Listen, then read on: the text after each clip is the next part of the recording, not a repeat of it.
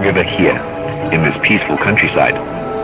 We'll be traveling from the rural outskirts to the bustling capital of the northern Song dynasty. Look out for an empty rowing boat tied up near a small bridge. You won't see many boats as simple as this. As we move along the river, you'll notice the boats getting bigger and more robust, designed to carry passengers and cargo. The man leading a team of 5 donkeys crosses the bridge, transporting a load of fuel, probably wood or coal. This load figures into a scholarly debate about the season shown in the original painting. Was it spring or was it autumn? The Qing Ming or Tomb Sweeping Festival took place in early spring. But people in Beijing didn't need to heat their houses in spring, so perhaps the artist was depicting autumn, when donkeys would have been likely to be carrying heating fuel. Whatever the season, we do know that this donkey team is slowly making its way from the quiet countryside to the excitement and business opportunities of one of the largest cities in China at the time. Look next for a small group of cottages with thatched roofs. Look at your screen for reference and press play when you're ready. Or, to jump, you may see the donkey team passing a small group of cottages. Only one of these houses has a tiled roof, the rest are thatched. This is a clue that we're still far from the big city. As we leave the countryside, you'll see more tiled roofs, since the city offered access to better building materials. Children run and play in front of the houses. Behind the houses, you'll see simple farm equipment in a field. The people who lived here were probably vegetable farmers. The trees along the river are willows, favorite trees of the Song emperors.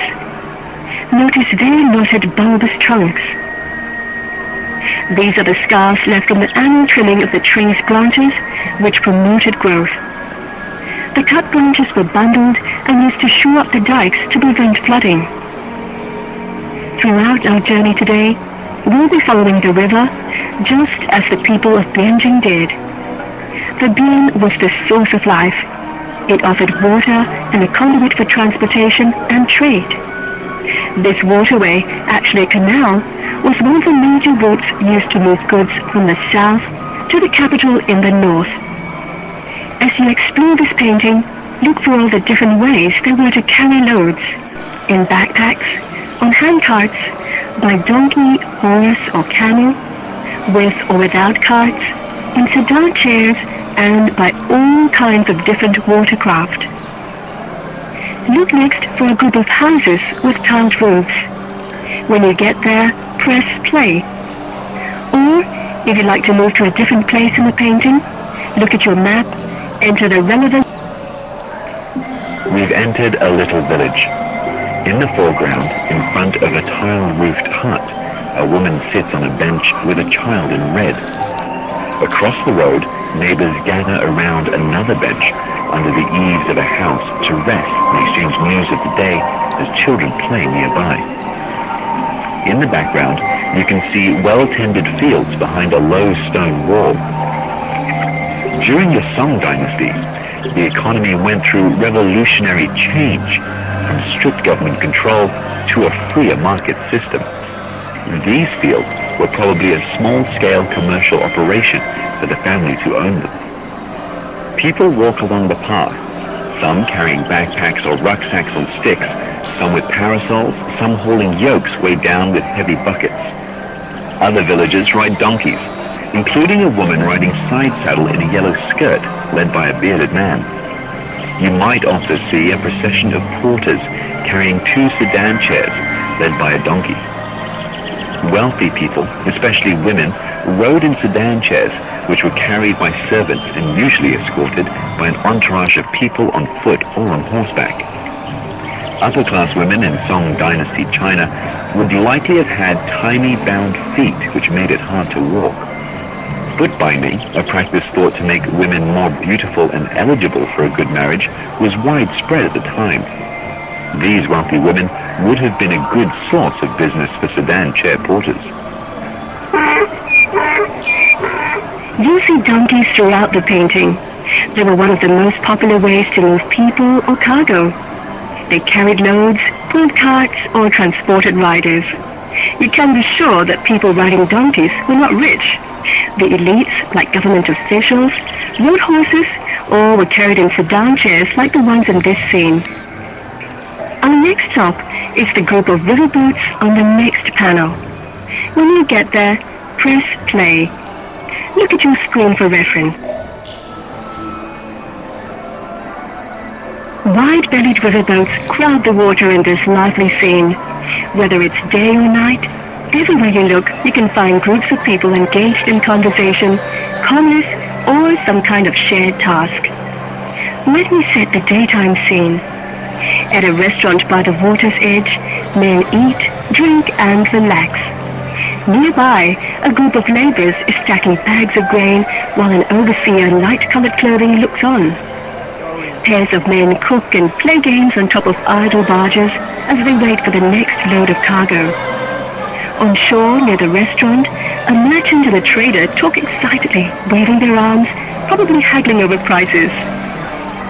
Out in the canal, a group of sailors propel their boat, grouped around sculling oars at the bow and the stern. Other ships queue up to dock. Men work the ropes to maneuver their craft into position. A little further on, 5 men trudge along the shoreline, straining to tow a boat upstream against the current. If it's evening, you'll see lights winking from inside docked pleasure boats as guests enjoy food, wine, and even dance performances on board. Onshore, people of all social classes bask in the glow of lanterns at taverns and restaurants along the water's edge. Shipbuilding was big business during the Song dynasty. It had to be, as the River Bian served one of the biggest cities in China, carrying 300,000 metric tons of cargo. The ships that hauled everything from rice to silk had to be short, squat, wide in the middle, and shallow in the hull in order to transport their heavy loads, stay stable in the water, and navigate traffic jams like the one you see here. In fact, the amount of shipping traffic here could support the theory that the scene takes place in spring, because every winter the government would close the river for dredging and reopen it to great fanfare as soon as the ice melted. Our next stop is the Rainbow Bridge. Look at your screen for reference and press play when you are ready. The very center of this lively daytime scene is an imminent boat accident at the Rainbow Bridge. The boat, possibly pushed off course by a strong current, looks like it's about to crash into the span. Some sailors frantically try to lower the mast, as others use poles to try to push the boat free. An excited crowd shouts advice from the bridge. The crew shouts back, gesturing wildly. Even a small boy jumps up and down on top of the boat, clearly enjoying the adventure. Meanwhile, on the bridge, other passers-by go about their daily business, oblivious to the drama below. Peddlers with pushcarts hawk their wares, customers buy, and street vendors sell everything from snacks to brightly colored parasols from stands set up along the bridge. Can you see the little boy in red darting through the crowd, chasing a pig? He'll emerge from behind an umbrella with the pig clutched in his arms. This boy is just one of some 500 characters the animators added to the painting to make an already vibrant scene even more alive. At nighttime, it's business as usual. The bridge vendors stay put, lighting lanterns to entice their customers. Before the Song dynasty, the government strictly controlled where and when a business could operate. But the first Song emperor, Zhao Guanyin, banned the curfew to allow vendors to stay open late into the night. Take a closer look at the Rainbow Bridge. Since it had no piers, it couldn't be washed away in a flood. A series of cantilevered and interlocking beams underneath support the bridge. It's one of the most complex structures you'll see in the painting and shows you just how advanced Song dynasty technology really was.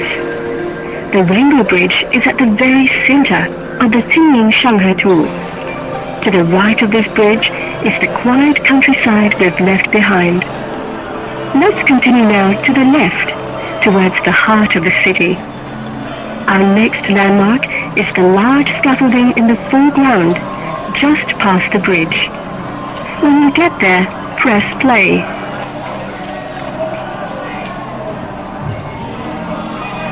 This fancy scaffolding right by the foot of the bridge, resembling a tall ship being built, marks the main entrance to a wine shop. Do you see the striped flag hanging on the right side of the trellis structure? This flag tells us that this shop has government authorization to sell or make wine. This type of bamboo structure, which always marks a wine establishment, was unique to the Song dynasty. You'll find many wine shops marked with the trellis and striped flag in this painting. To the left of the scaffolding, look for the main serving building. It has 2 stories and a tiled roof. You can see customers on the upper floor terrace enjoying the scenery and the proprietor's rice wine. A bit further downriver, pleasure boats dock in the evening on the opposite bank. Our next stop is the intersection of 2 streets, a little way past the wine shop. When you get there, press play. Or if you prefer to jump to a different place in the painting, simply look at your map, enter the relevant number and press play.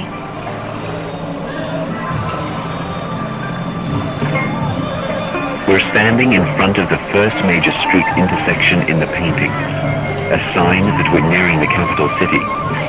A wheelwright and his assistant make wooden wheels in front of their shop. Across the street, a storyteller is engaged in a performance with a small crowd gathered around. You'll also see restaurants, a pastry shop, and other small businesses. Workmen walk by carrying bundles or pushing carts. A man leads 3 horses down the road.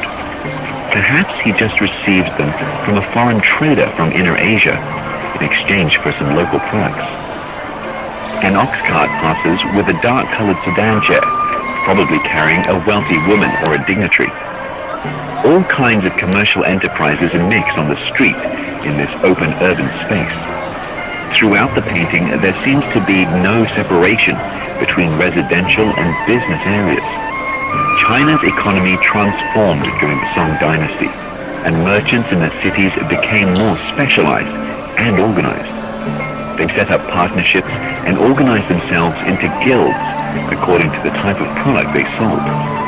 Guilds arranged sales from wholesalers to shop owners and even set prices. Let's move now to the next street, just beyond the wheelwright's street. You'll see the striped flag of a wine shop. When you get there, press play.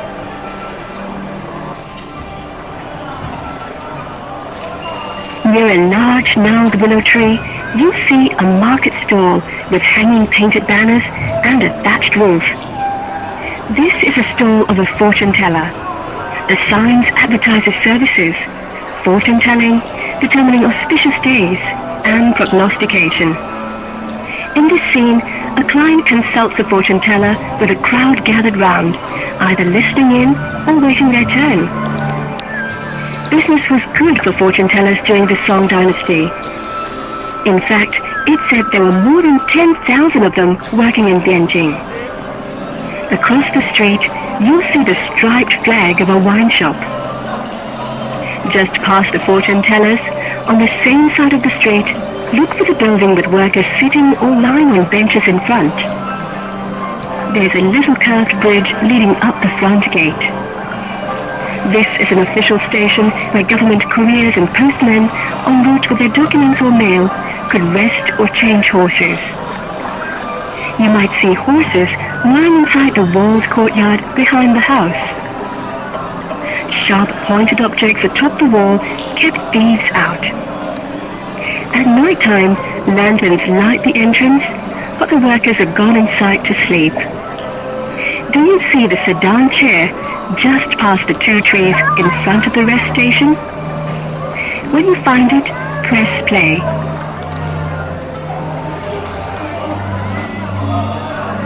few porters stand chatting near their idle sedan chair, waiting for customers. This busy intersection, like a modern-day taxi rank, must have been a good place to wait. Next to them, another man stands behind a small folding table, calling out to passers-by. Perhaps he's a porter's agent, trying to help them get their next fare. Traveling by sedan chair was a sign of status and wealth. Early in the Song dynasty, only the royal family or court patrons would have been carried. But by this time, probably the height of the Northern Song's prosperity, anyone who could afford it might have hired a sedan chair for transportation. At this time, even a middle-class family might have scrimped and saved so that their daughter could ride in a sedan chair on her wedding day. In this scene, and throughout the painting, the way a person gets around is a clue to his social status. Poor people walk, even when they have a long way to travel. Those with a little more money might ride a donkey, but if you were upper class, you could afford to ride a horse, which would have been imported from Inner Asia, or own a sedan chair, complete with the servants to carry it. Our next stop is the impressive stone gate to the city of Bianjing. When you've found it,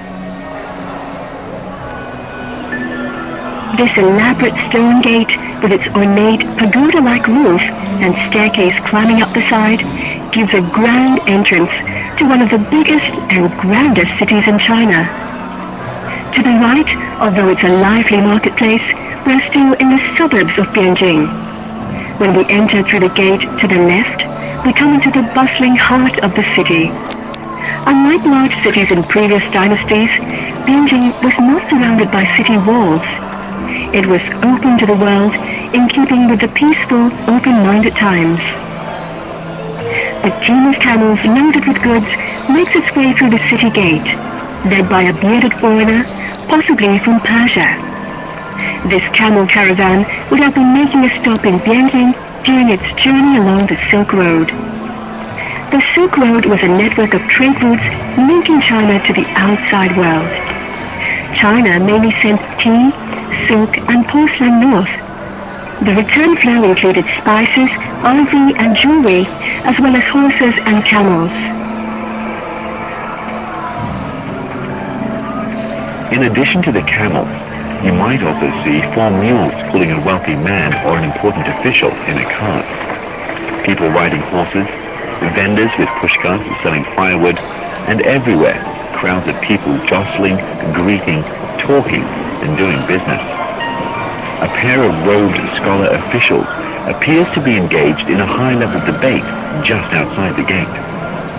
Let's take a closer look at what's going on in the city center. Our next stop is a large 3-story structure with the tiled roof just beyond the gate. When you get there, the bamboo scaffolding just above the entrance and the striped flag tell you that this grand 3-story building is a wine shop. It's the biggest drinking establishment in the painting. It's said there were thousands of wine shops in the city of Bianjing at the height of the Northern Song dynasty. Find the flag on the left of the entrance gate. It says in Chinese, wholesale wine shop. Workers at this state-run business made, distributed, and sold local rice wine to other wine shops, and also to guests in the restaurant here. If you look behind the right side of the shop, you might see a huge pile of wine barrels, evidence of just how well this business was doing. You might see a cart in front of this shop, with a man unloading sacks of rice, raw material for the libations made inside. Watch also for a cart pulled by 2 donkeys holding 2 large wine barrels. At night, the tavern is ablaze with lanterns enticing customers to come in. You can see guests on the 2nd floor eating, drinking, watching performances, and taking in the view of the busy town square below. Look just to the right of the main entrance. In the daytime scene, you might see a man near some wine barrels showing customers a bow at a bow and arrow shop. This busy urban scene is a good place to notice all the different types of clothing and hairstyles the people in Bianjing wore. Men in long robes and headdresses were probably scholar officials who worked for the government. Bald men in robes were likely Buddhist monks, and robed men with long ponytails may have been Taoist priests. Workers wear work clothes, and many of the children are dressed in bright colors, making them easy to spot. Our next stop is the inn. It's the foreground of the picture, across the street from the wine shop. When you get there, press play. This building with its graceful tiled roof is a hotel. Its customers were mostly businessmen and students who traveled to Beijing from all over the land to take the imperial examinations. Hotels like this had a large storeroom for merchants to store their goods. The banner in front on the left side of the building says Lord Wang's Inn, suitable for long stays. A scholar sits near the upstairs window, studying by moonlight. He is probably doing last-minute preparation for the imperial examination. Doing well on these multi-day tests could afford him a government position and many legal privileges. Before a student could undertake advanced study, he would have to show promise in his basic studies. Boys were sent to school to get a basic grounding in the Confucian classics, literature, and philosophy. In the busy downtown area surrounding the inn, look for learned men of various religions. Bald Buddhist monks, wide-robed Taoists with hairpins in their hair, and government officials with black caps, either walking or on horseback. Next, we'll stop at a storytelling performance. It's under the awning to the left of the wine shop. When you find it, press play.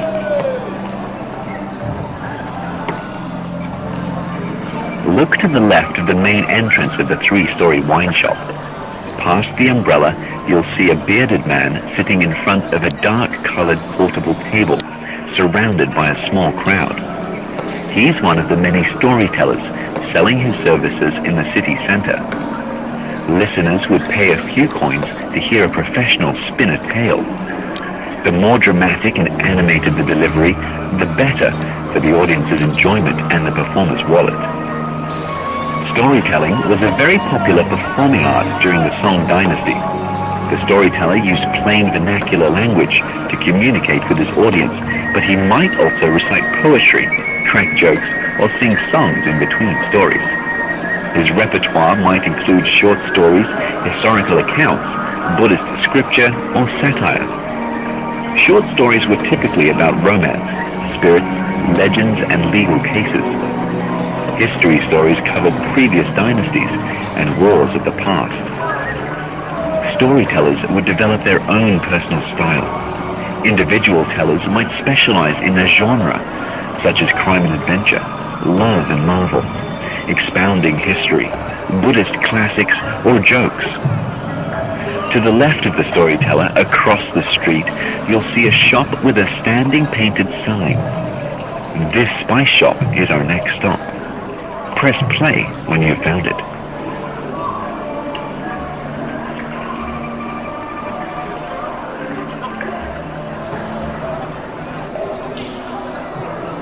A tall standing sign painted with Chinese characters marks a shop selling spices and incense. It's across the street from the storyteller, right next to a bamboo trellis marking yet another wine shop. Selling spices was a lucrative, government-controlled business.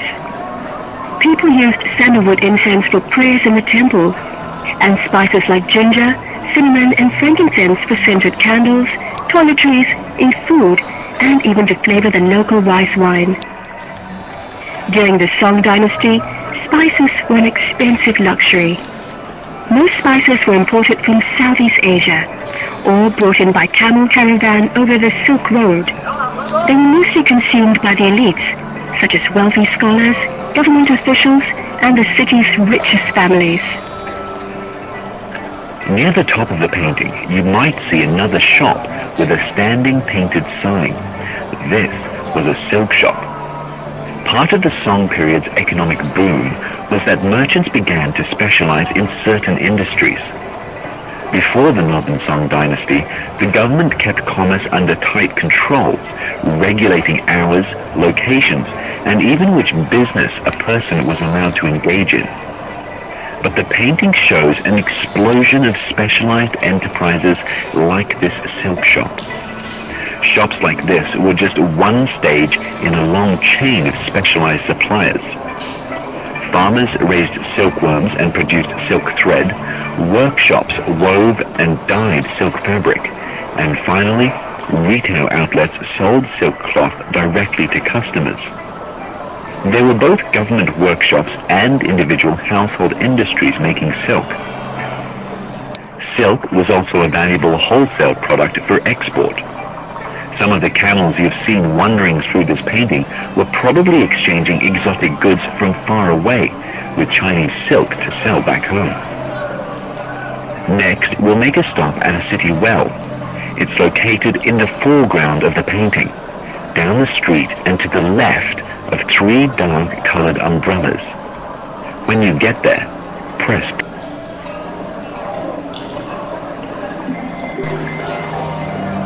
This city well has 4 sections. 2 strong men draw water up from the well in wooden buckets. You might see a man approaching the well, hoping to fill the 2 buckets he carries on a yoke across his shoulders. Other citizens may come by for a drink or to fill a container. China's population doubled in about 200 years during the Song dynasty, and it took a while for the water supply to catch up with the increased demand. Even though Bianjing was near 4 waterways, the water wasn't usually clean enough to drink. In earlier years, many people died of thirst. But by the time shown in this scroll, probably near the end of the Northern Song period, the government had built hundreds of city wells like this one for both state and public use. Some scholars think the Qing Ming Shang was an idolized portrait of the golden age of the Northern Song dynasty, showing peace, prosperity, and stability. Access to clean water was and still is one of the most important features of a stable society. So this city well, along with the thriving businesses all around it, was a sign of the order and balance of the Northern Song capital, Bianjing.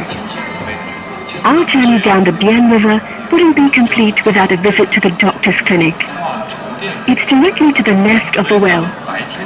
Look for an open pavilion with 4 painted hanging signs. When you find it, press play.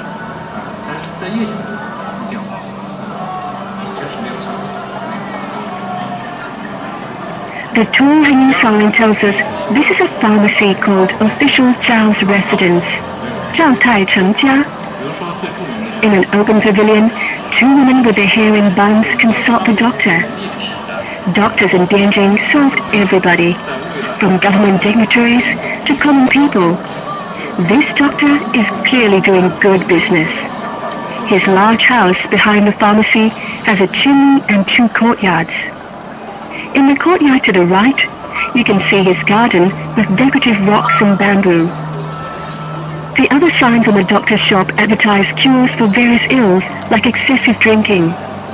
This was surely a problem in a city with so many pleasant places to buy and enjoy the local wines.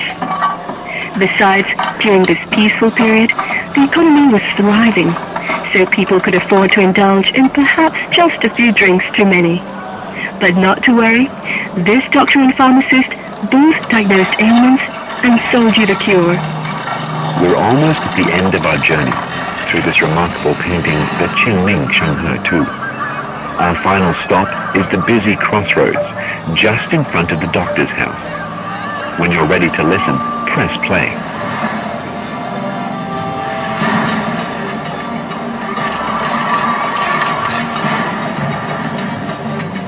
Here at the busy crossroads in Bianjing, the capital of the Northern Song dynasty, it's almost time to say goodbye. This digital rendition of the Qing Ming Shang has been like a ride in a time machine, taking us back to the Northern Song dynasty, one of ancient China's golden ages. Artist Zhang Zeduan's original hand scroll is one of China's best-known paintings, considered a national treasure. It's housed in the Beijing Palace Museum and is rarely shown. It took this unique marriage of 21st century technology with ancient artistry to bring Zhang Zeduan's portrait to life. The Qing Ming Shang was copied many times. Artists in the Qing and Ming dynasties made famous copies of the painting, updating it with details from their own eras while following the original design. But Zhang Zeduan's hand scroll is the source, showing us that daily life in ancient China was in some ways not so different from our own.